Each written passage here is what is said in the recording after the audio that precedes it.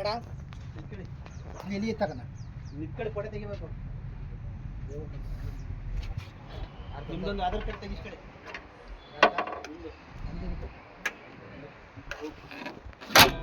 ಬಿಡಿ ಕಡೆ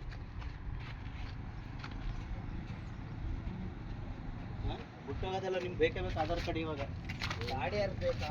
ನಿಮ್ಮದೇ ಬೇಕು.